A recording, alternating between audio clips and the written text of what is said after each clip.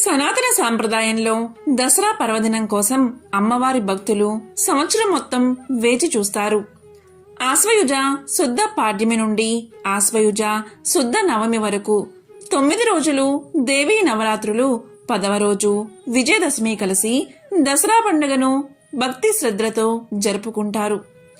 శక్తి సాధనకు నవరాత్రులు అత్యంత పవిత్రమైనవి, ఫలవంతమైనవిగా పరిగణిస్తారు.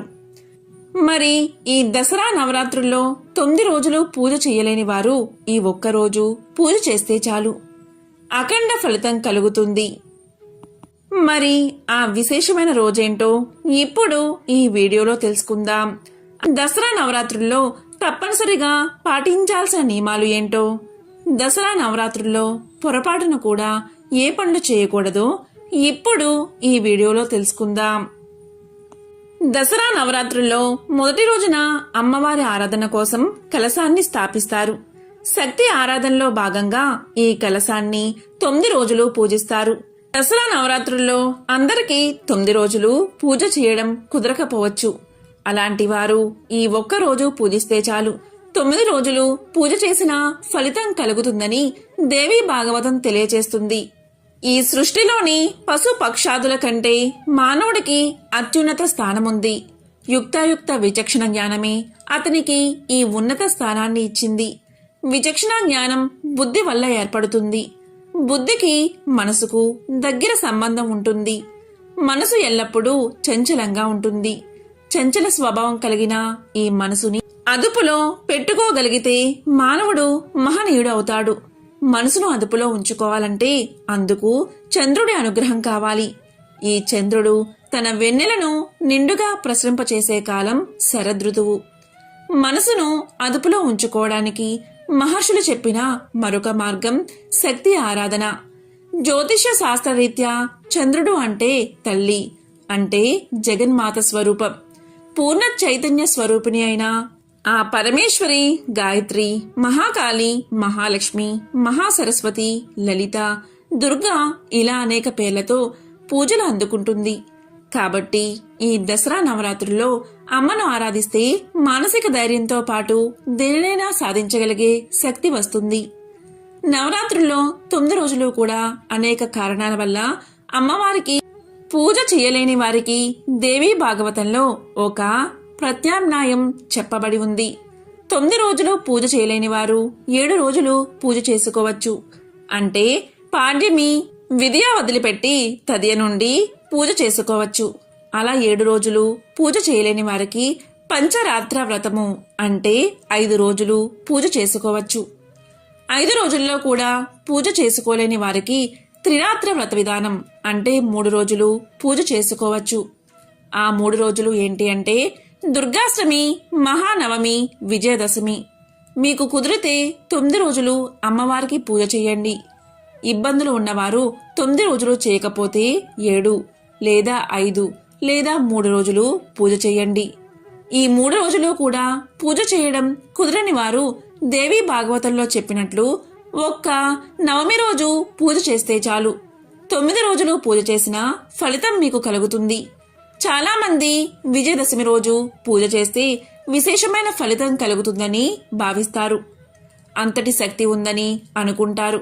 కానీ దసరా నవరాత్రుల్లో దశమి కంటే కూడా నవమి ఎంతో శక్తివంతమైంది.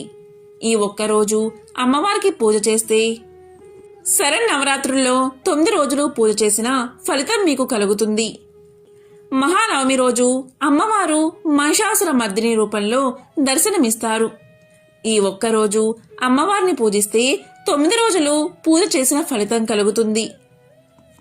నవరాత్రుల్లో నిర్వహించే పూజల వల్ల జీవితంలో అడ్డంకులు తొలగిపోతాయి. ఇంట్లో ఆనందం, శ్రేయస్సు, శాంతి కొలువు తీరుతుంది.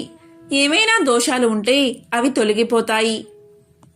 మరి దసరా నవరాత్రుల్లో అమ్మవారిని ఏ విధంగా పూజించాలి అంటే, అమ్మవారిని పూజించడానికి భక్తులు నవరాత్రుల్లో మొదటి రోజున సూర్యోదయానికి ముందే ఉదయాన్నే లేచి స్నానం చేసి తరువాత 9 రోజుల పాటు నవరాత్రి ఉపవాసము, శుభ సమయంలో ఆచారాల ప్రకారం కలశ స్థాపన చేయండి. దుర్గాదేవికి పళ్ళు, పుష్పాలు మొదలైన వాటిని సమర్పించడం, మంత్ర స్తోత్రాలతో దుర్గాదేవిని పూజించండి. నవరాత్రుల్లో ప్రతిరోజు కూడా దుర్గా సప్తసతిని అమ్మవారి పూజలో పారాయణ చెయ్యండి. దీని తర్వాత మీ సాంప్రదాయం ప్రకారం అష్టమి లేదా నవమి రోజున అమ్మవారిని పూజించి 9 మంది అమ్మాయిలను కూడా ప్రత్యేకంగా పూజించండి. ఎంతో విశేషమైన ఈ దసరా నవరాత్రుల్లో అమ్మవారిని పూజించేవారు కొన్ని నియమాలు తప్పనిసరిగా పాటించాలి. ఆ దుర్గాదేవి అనుగ్రహం మీపై ఉండాలి అన్నా, మీరు చేసిన పూజ సత్ఫలితాలు పొందాలి అన్నా ఈ నియమాలను తప్పనిసరిగా పాటించాలి. ఆధ్యాత్మిక కార్యక్రమం ఏం చేస్తున్నా సరే, పూజ అయినా, మంత్రపఠనమైనా, స్తుతి అయినా ఏదైనా కాని మధ్యలో అస్సలు లేవకూడదు. దుర్గా శ్లోకాలు చదువుతున్న సమయంలో ఎవరితోనూ మాట్లాడకూడదు.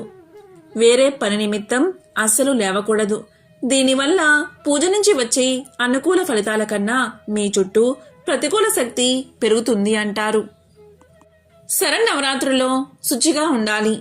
తెల్లవారుజామునే స్నానం ఆచరించిన తర్వాతే దేవుడి మందిరంలోకి అడుగు పెట్టాలి. స్నానం తర్వాత దేవుడి పాత్రలు శుభ్రం చేసుకుని శుచిగా నైవేద్యం వండిపెట్టి పూజ చేయాలి.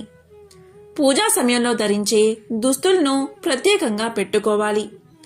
విష్ణు పురాణం ప్రకారం శరన్నవరాత్రులు చేస్తున్న వారు పగటిపూట నిద్రించడం నిషిద్ధం. ఉపవాసం ఉండేవారైతే ఈ 9 రోజులు పగటివేళ అమ్మవారి కీర్తనలతో సమయం గడపాలి. మత విశ్వాసాల ప్రకారం నవరాత్రుల్లో ఉల్లిపాయ, వెల్లుల్లి, మాంసాహారం ఇంట్లో వండకూడదు. నియమనిష్టలతో 9 రోజుల పాటు అమ్మవారికి పూజలు చేస్తున్న ఇంట్లో సాత్విక ఆహారం మాత్రమే తీసుకోవాలి. శాస్త్రాల ప్రకారం నవరాత్రి 9 రోజులు గెండం, మీసాలు, జుట్టు, గోర్లు కత్తిరించకూడదు. అదేవిధంగా ఈ శరన్నవరాత్రుల్లో నిమ్మకాయను అస్సలు కోయకూడదని శాస్త్రాలు చెబుతున్నాయి. మరి ఎంతో విశేషమైన దేవీ శరన్నవరాత్రుల్లో ఈ ఒక్క రోజైనా, అంటే నవమి రోజైనా ఆ అమ్మవారిని పూజించి అమ్మవారి యొక్క అనుగ్రహం పొందండి. ఓం శ్రీ మాత్రే నమః.